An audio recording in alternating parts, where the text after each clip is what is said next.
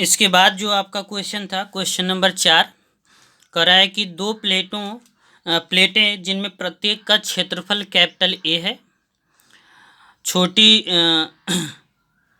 दोनों के जो बीच की दूरी है स्मॉल डी पर एक दूसरे के समांतर रखी है, बहुत ही कम दूरी पर, इसलिए छोटी दूरी लिखा गया है। उन पर क्रमशः आवेश कर रहा है प्लस क्यू है और दूसरा क्या है, माइनस क्यू है। प्लेटों के बीच के स्थान में कुल वैद्युत क्षेत्र कितना होगा, ये आपसे पूछा जा रहा है। तो गॉस के प्रमेय की सहायता से यहाँ पे हम कर सकते हैं। अब ये क्वेश्चन होता है कि यहाँ पे तो कोई बंद पृष्ठ नहीं है, तो गॉस का प्रमेय हम क्यों लगा रहे हैं? क्योंकि हमने एक फार्मूला एप्लीकेशन, एक अनुप्रयोग पढ़ा हुआ है पीछे के क्लास में। अगर आपको याद हो कि जब आपने गॉस के प्रमेय का अनुप्रयोग पढ़ा था, तो उसमें आपने एक समतल चादर के लिए सूत्र प्राप्त किया था। आपको याद होगा, जब आपका एक समतल चादर इस प्रकार से था, ऐसे आपको थोड़ा सा मैं रिवाइंड करा दूं आपको। कई सारे आपके आवेश इस चादर पर इस प्रकार से थे। आपने यहाँ से एक सिलेंडर बनाया था, ऐसे करते हुए आपने ये डेरिवेशन किया है, एक फार्मूला आपने निकाला था। इस समय इस चादर से कुल जो वैद्युत फ्लक्स गुजरता था, इस चादर के कारण जो आपका वैद्युत क्षेत्र होता था, वो हमने पढ़ा था E=σ/2ε0, E=σ/2ε0। ये हमने पढ़ा हुआ है। बिल्कुल यही फार्मूला हमने इस क्वेश्चन में यूज करना है। बहुत ही आसान है, 2 लाइन का क्वेश्चन है, बस आप एक बार समझ जाइए। मैं मान लेता हूँ, जैसे इसमें कह रहा है 2 प्लेट है, तो मैं 2 प्लेट बनाता हूँ। एक प्लेट ये एक प्लेट मैं मान लेता हूँ और एक प्लेट ये मान लेता हूँ। मैंने जो चादर बनाया बिल्कुल ऐसे बनाया है, तो इसलिए एक स्ट्रेट लाइन की तरह, एक सीधी रेखा की तरह हमें दिख रहा है। मैं मान लेता हूँ कि ये इस पर जो आवेश है वो आपका क्या है, प्लस क्यू है, और इस पर जो आवेश है आपका क्या है, माइनस क्यू है। ये आपका है, और इसके बीच में मैं मान लेता हूँ एक पॉइंट है P, जिस पर हमें वैद्युत क्षेत्र निकालना है। ये बोल दिया है क्वेश्चन में, कह रहा है कि प्रत्येक का क्षेत्रफल कितना है, कैपिटल ए।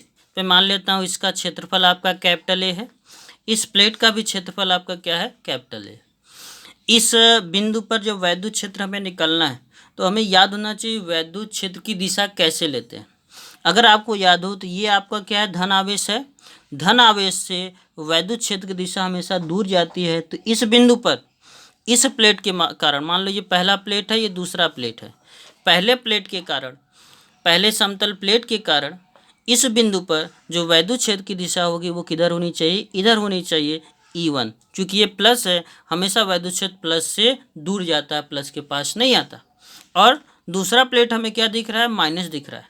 और अगर कोई आवेश माइनस है तो वैद्युत क्षेत्र की दिशा हमेशा माइनस की ओर होती है। तो इस प्लेट पर, इस प्लेट के कारण इस बिंदु पर जो वैद्युत क्षेत्र की दिशा होगी वो भी इधर होगी। तो इधर आपका वैद्युत क्षेत्र कुल कितना हो जाएगा, E2।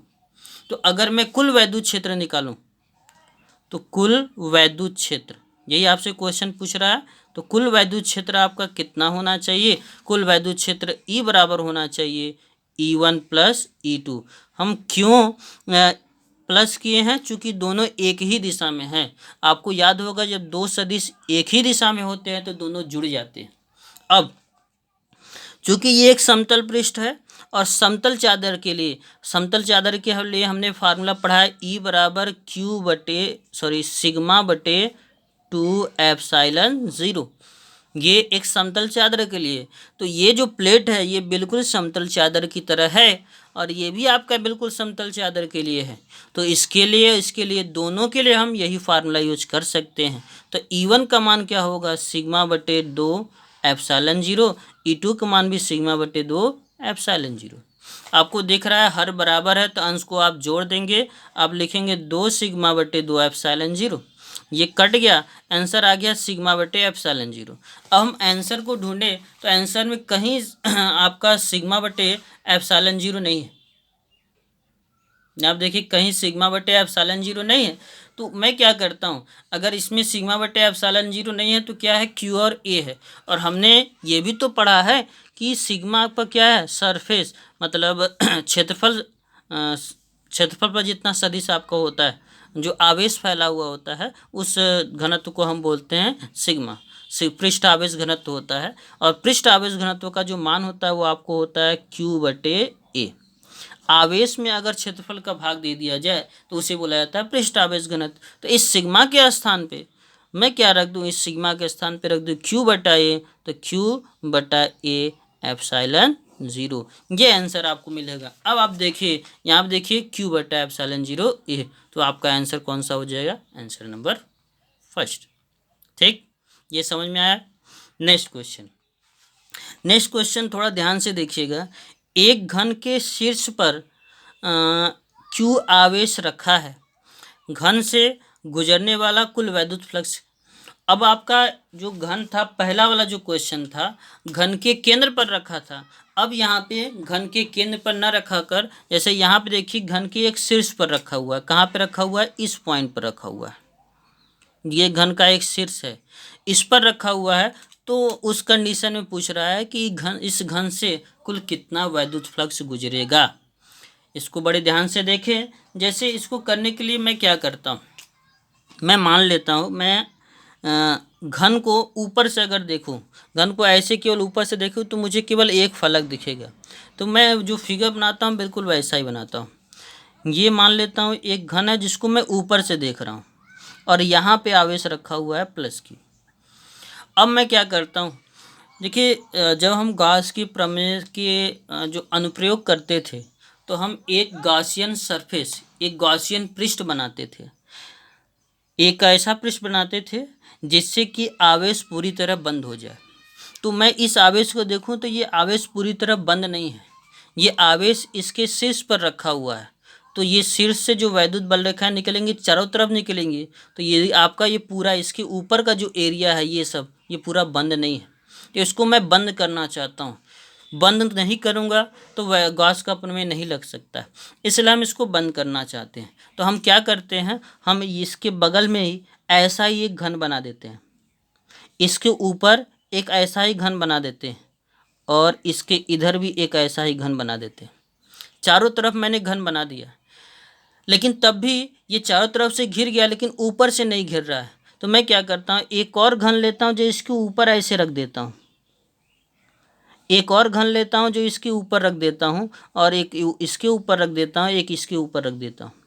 तब ये पूरी तरह से पैक हो गया, पूरी तरह से बंद हो गया। मतलब कहने का कि एक घन यहाँ पे रखना है, एक घन यहाँ पे रखना है, एक घन यहाँ पे रखना है, फिर इसके ऊपर एक घन रखना है, फिर इसके ऊपर एक घन रखना है, फिर इसके ऊपर, इसके ऊपर।